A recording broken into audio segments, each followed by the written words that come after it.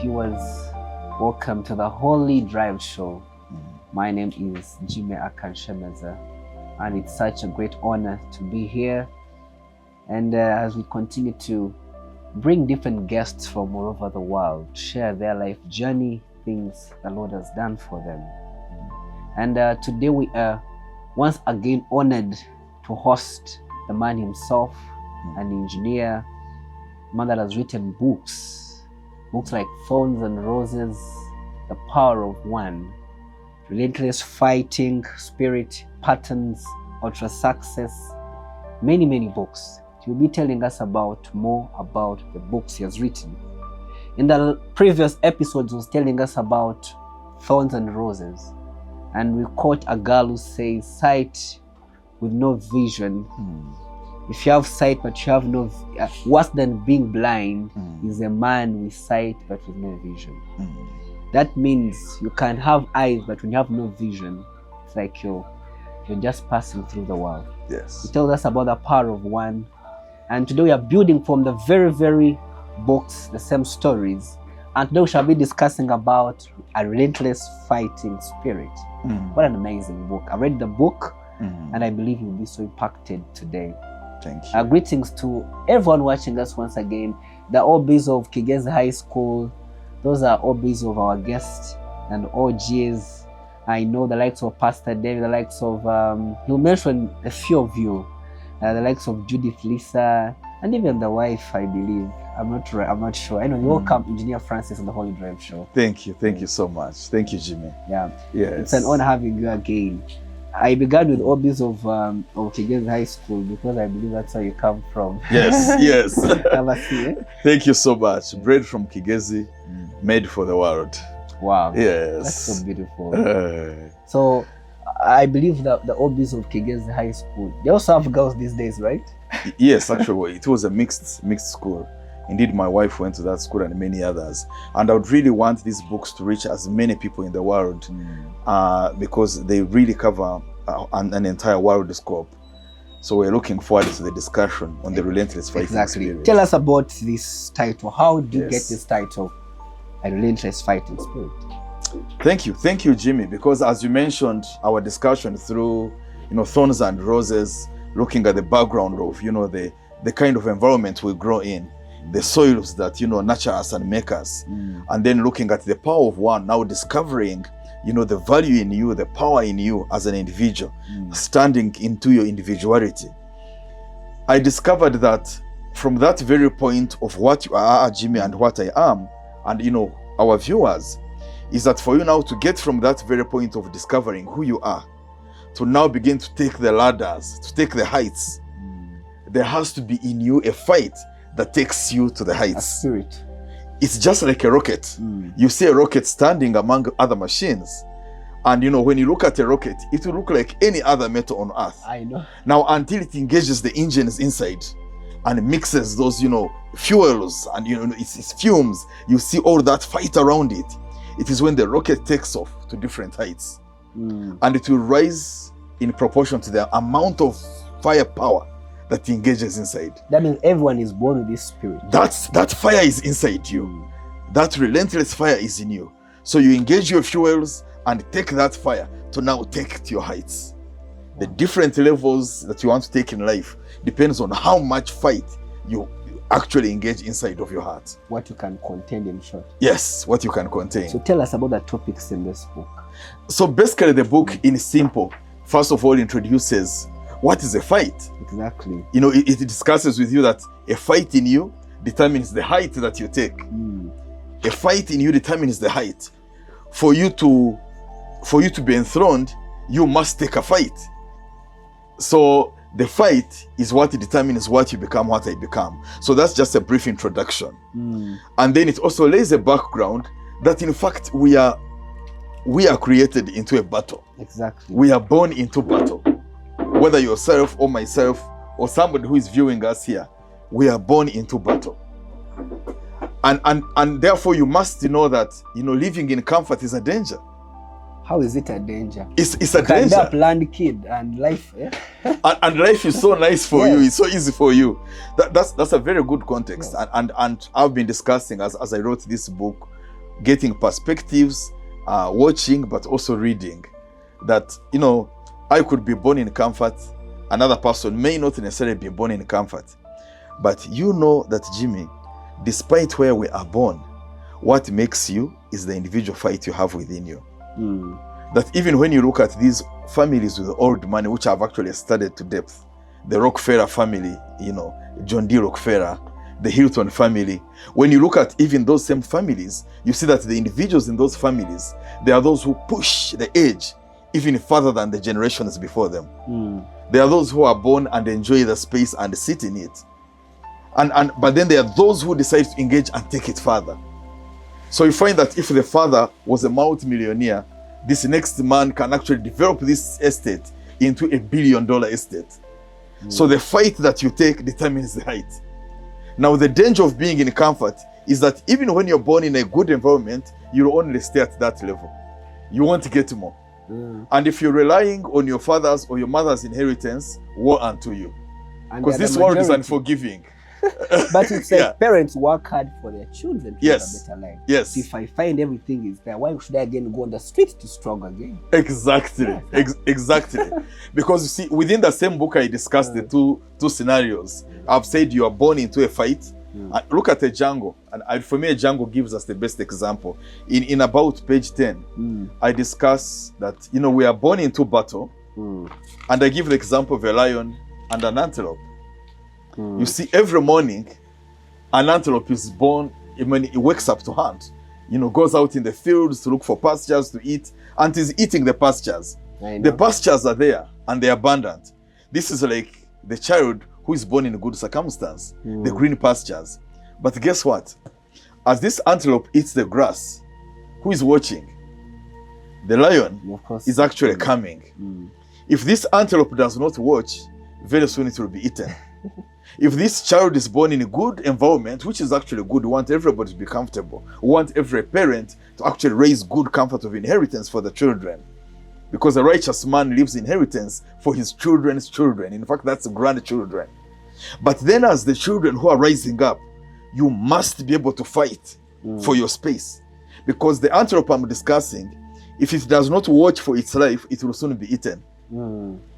If this child does not watch, this same inheritance will soon wade away. That is true. Yes. I've seen rich men after dying, the wealth goes down. Like you can't even trace. Yes. Even a building.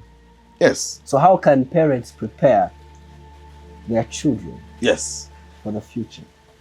Jimmy, that's a multi-million-dollar question. And in fact, I mean, thank God you asked this.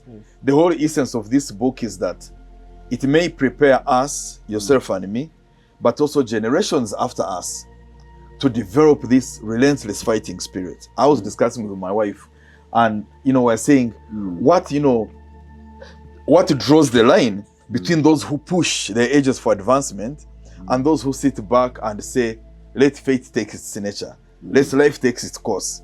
The difference is how much that spirit in them is stirred up. I give an example within this same book about animals, the lion and the eagle. And I want to speak about the eagle because now you bring in children. Is that you realize that the eagle is not like any other bird. When it is preparing its nest, it makes its nest so hard, puts in thorns, makes it so difficult for the eaglets not to have comfort. And that's the kind of parenting skill that you would want all of us to pick. It's basically a tough love. Definitely. That I love my children and you love your children, but then you make sure that you prepare them for a future that they're going to meet. The future is unforgiving, and therefore our level of preparation must be such that as they get into the future, they're introduced to it. I was discussing with my colleague yesterday who just went with his children for a holiday, and he decided to expose them to a country that is actually quite harsh and rough, not very welcoming. And as we discussed, we said, you know what? It's actually good for them that they experience this now when they are with you, because you are preparing them for that harsh environment. So it does not mean every environment will be that harsh and hard.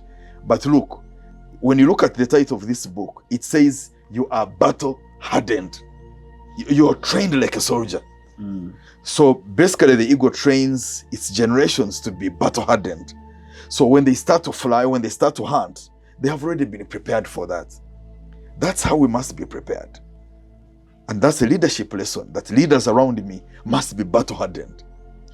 If I'm a football team and I'm a coach, they must be battle-hardened. We're right now in AFCON. Any country which has not prepared its players to be battle-hardened, you lose out. Because it's unforgiving. They will be hitting you hard. They will be testing you even in the dressing room. They will be abusing you. You get on the pitch. The fans are throwing every insult at you. You must be battle-hardened. You're the root cause. You're the root cause. So that's the mental toughness that sportsmen and women are prepared with. That's a fighting spirit. So that means every human being has an equal opportunity. It's equal for you to make it in life. Yes. But it's about how you use your time, in short. But again, engineers, Yes. people have worked hard. Yes. They've used their time so well, but life has not worked out. One can say it is luck. Being successful is based on luck. They work every day. They actually are a bad town, but life is not adding up. But the man wakes up, tries out something very small and makes it in life. Justify that. Is it based on luck, success, or hard work? Interesting. Ask any person who has not succeeded. They will tell you there's so much luck in life. Ask any successful person. Yes. They will tell you it is a relentless fight. They may not show it to you, and you may not see it on them. But anybody who has succeeded, they know how much a fight it is. Basically, going through school, I remember how students would tell us and say, "Oh, this guy is like and he's very bright." One time I entered the class and I found a guy who was, really beating us, hands down in all the subjects. And it was a Christmas break like the one we've just completed. When I entered this class, I found this guy. It was the day before Christmas. All of us were basically preparing to enjoy and have fun. The guy was revising, reading. Everyone in school knew him as a person who doesn't read. You call them bashas. You see? So we thought it was a natural to him. But until this day when I entered the class, on a Christmas Eve, I don't even know what made me walk into this school. And I found this guy hidden behind the class, basically reading and writing notes. It doesn't come easy for anyone. If you really want to be a star, you must be relentless. You must put in the hours. It may not work initially. You must fight and push the edge. It never comes easy for anyone. Exactly. Yes. It's in your book, Thorns and Roses. That's why you say anointing exposes someone. So even success is the same. How can one manage success? Yes. Because some say people are humbled by poverty. Like if you're poor, at times you're humble. But when you get up there, the pride. So how can one manage success? Yes. That's good. And in fact, it's, when you look at this same relentless fighting spirit, I talk about the generals of war. That in fact, having success is hard in itself. It takes a fight. But maintaining that success, it takes an unforgiving, relentless fight. It's like, anybody who's building a business empire, who is building an investment, making the money, building the business is difficult, Jimmy.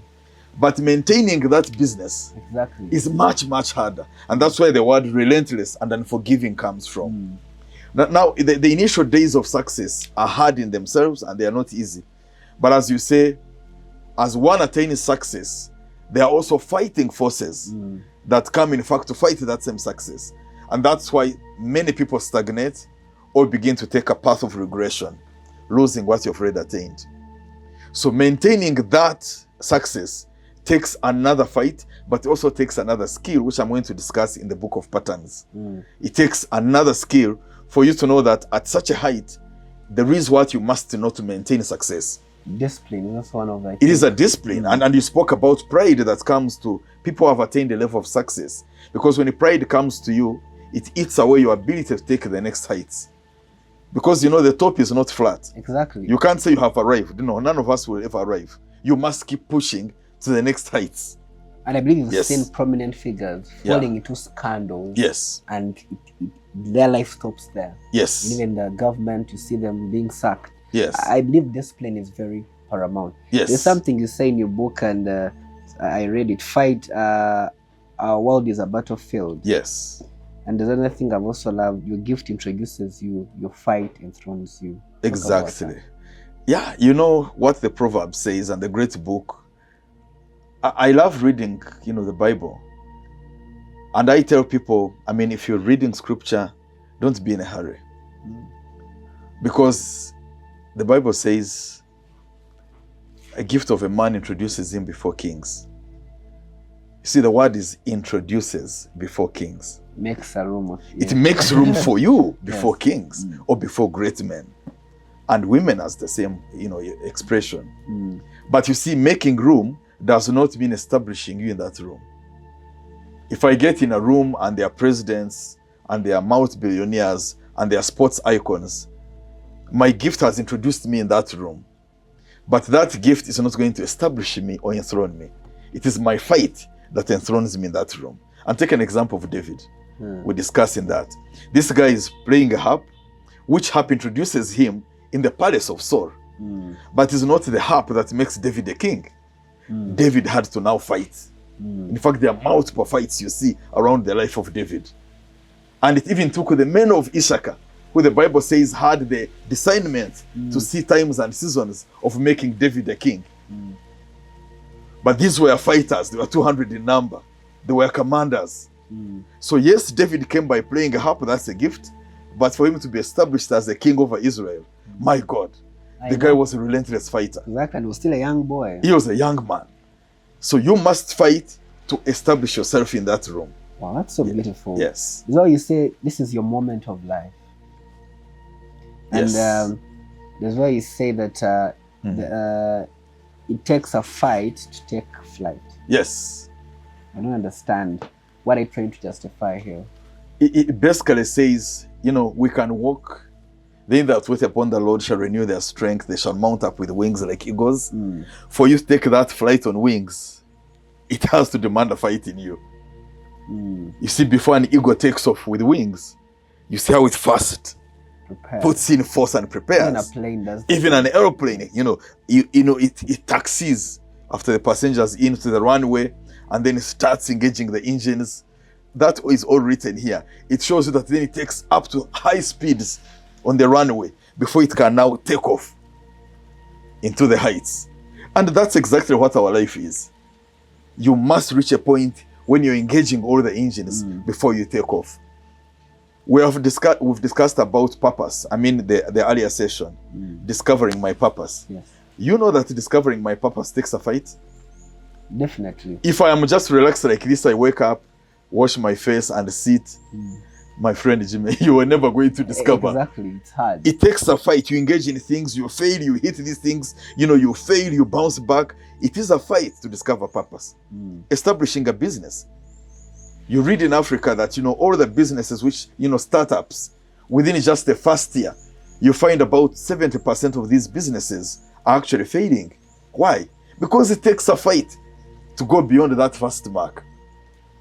So it takes a fight to start a business, takes a fight to get this business beyond the first year, to make sure it is sustained through the second year and to become self-sustainable.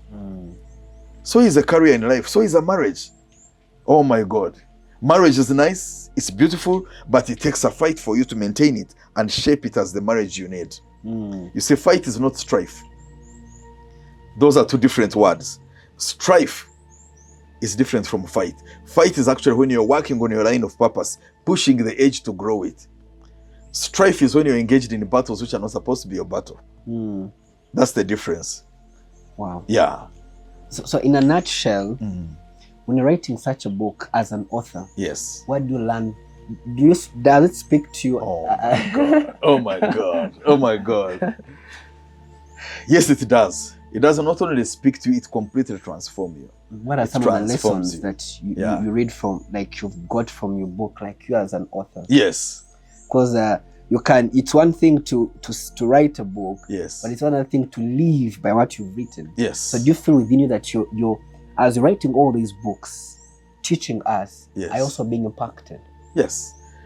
It's the same room where we're actually taking this recording is where I started the journey to compile my books. And I started buying books and reading because I noticed that every leader is a reader. And every reader will soon become a leader. And in that journey, then I started writing.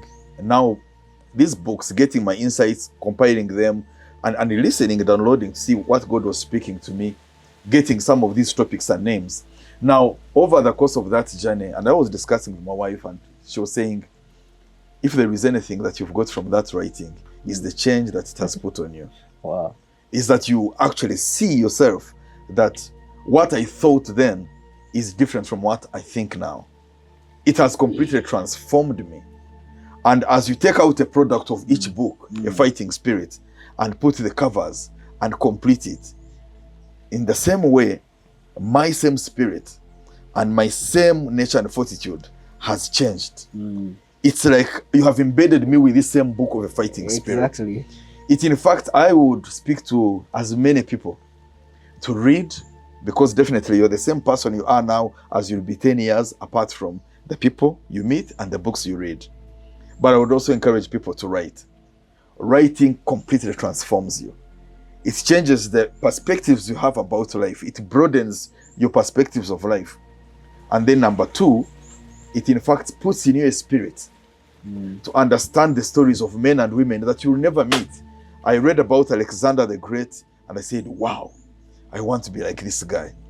Fighting for 6 months and 7 months and expanding the edges of an empire. I know. I want to be relentless like Alexander the Great. I will never meet him, but he has mentored me. He has inspired through you. that journey.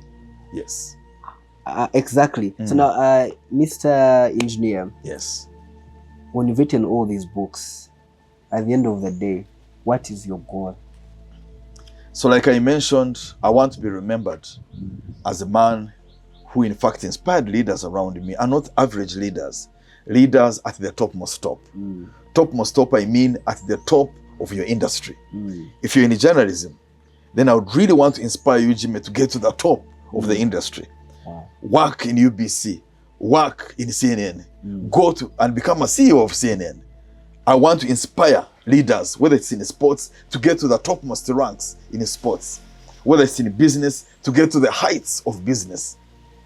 So that is what I want to be remembered for. That is your greatest joy. That is my greatest joy. Wow. So as people interact with these books, whether it's The Power of One, Thorns and Roses, Fighting Spirit, Patterns, which we'll speak to about next, there are more books. I really want to see people rising, and especially in Africa.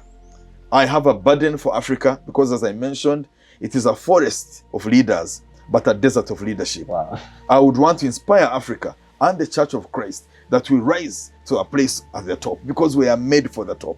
Wow. Yes. That is so amazing. That quote you've said, I pray that one day you get a chance of meeting the government. I think to be a good message for them. Yes. And as you said, all begins with Dora and ends with Dora. Yes, yes. Wow. He's such an amazing man. He loves his family. And one thing I picked from you that night, one of the things was marriage, to appreciate marriage. Yes. It's been a pleasure having you on the Holy Drive Show. This is the third segment with Engineer Francis Musinguzi. Now we have 3 books. We are preparing more books, like the Patterns, Ultrasac, many books. Just keep following these different episodes with our guest engineer Francis Musinguzi. And in the next episode, shall be discussing about the Patterns. It's an amazing book, and never be part of it. I've been Jima Kanshemeza. I love you so much, and big shouts to the producer of the show, Godwin, and the entire team that we work with. Until next time, shalom, shalom.